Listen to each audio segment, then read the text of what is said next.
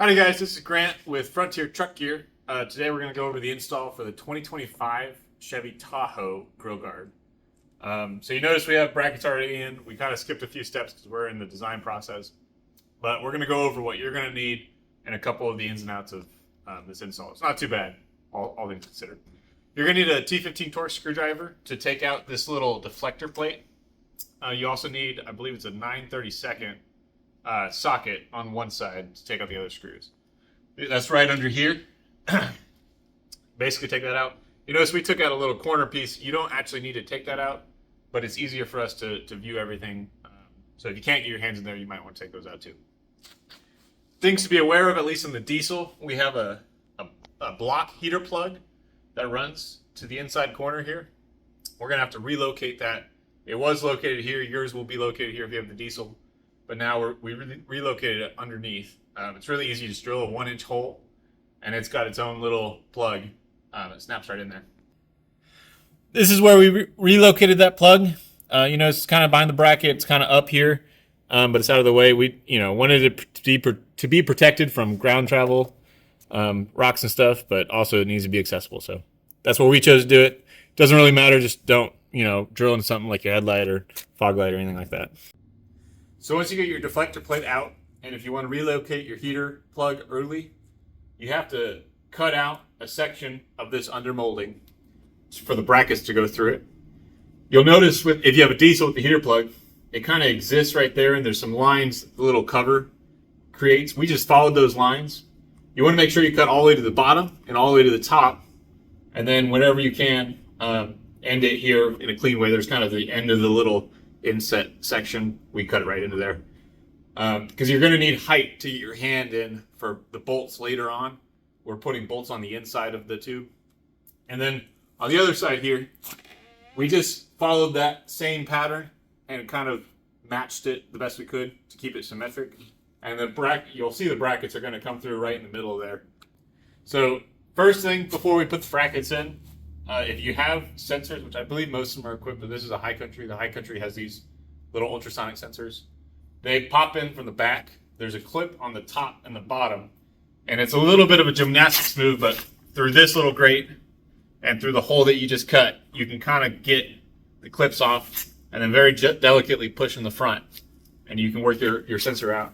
Be really careful with these. They're relatively fragile and quite picky on this Tahoe. But you can do that. Same thing on the other side. They're located into the bumper sideways like this orientation. And we want to match that as best we can when we actually go into the sensor bar. That's really critical. These are a duckbill sort of sensor beam. So they have an orientation that they need to be into the sensor bar. So keep that in mind for later.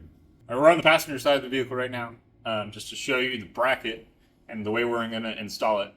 So first things first, there's a little plate that goes in the middle section right there.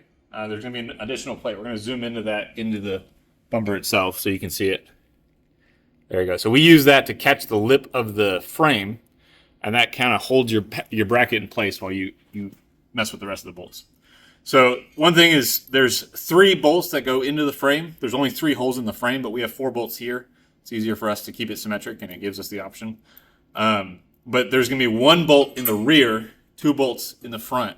You want to make sure you do this rear bolt first. So put that lip on, snug it up, clap it or clip it onto the frame itself, and then slide this rear bolt in and tighten that all the way down. And then you can work your way out into the front bolts. So once you get all the bolts in, I recommend you tighten those up now. There's not much adjustment in these brackets. The adjustment will be in the grill guard itself on the shoes. So tighten those all really good because it's going to be really hard to get a wrench in there once the grill guard is actually on the vehicle. Our sensor bar goes right over the license plate, so we're going to have to relocate the license plate. I recommend you do this before you mount the grill guard, as these screws will be mostly covered up with the sensor bar. Go ahead and take your license plate off, and then we'll put the grill guard on. So we're going to move to the grill guard section. So you notice we have 4 bolts here.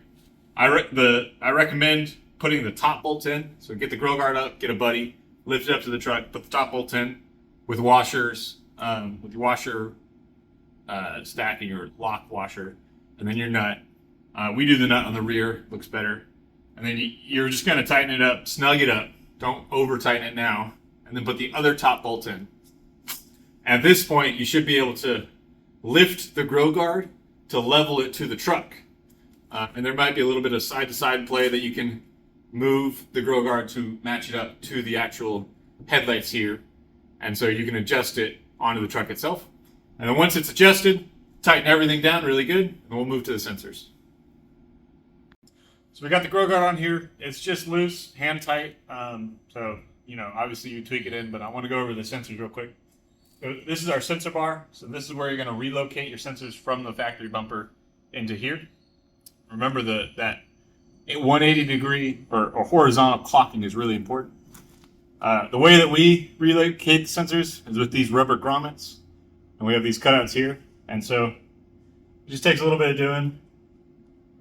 You just fold that grommet in there. Make sure it's a little bit loose. It's not hung up anywhere. And then we're going to have these extension cables for the factory sensor.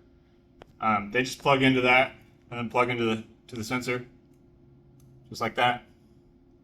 Actually, it goes that way. And so you're just going to plug those in. You can either pop these bezels out of the factory sensor locations and run it through there, or what we're going to do for now is just run it by the bracket. But once you got your grommets in, take your factory sensor.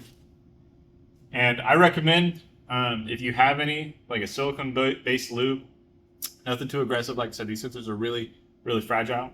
But if you just lube them up a little bit, it can really help this process. And then you're going to pop it in from the rear. All right, so we have a little bit of lube here. I'm just going to put it on this gray section of the plastic all the way around. Try not to get it on the actual sensor portion if you can, because you'll have to clean that off later. Get it all the way around. And we're going to go in from the back, and remember, the orientation is like this. So we're going to go back there. I just kind of work my way from bottom side, and you got to just angle it in, and with a little bit patience, you can get it in there. And you kind of adjust your grommet a little bit,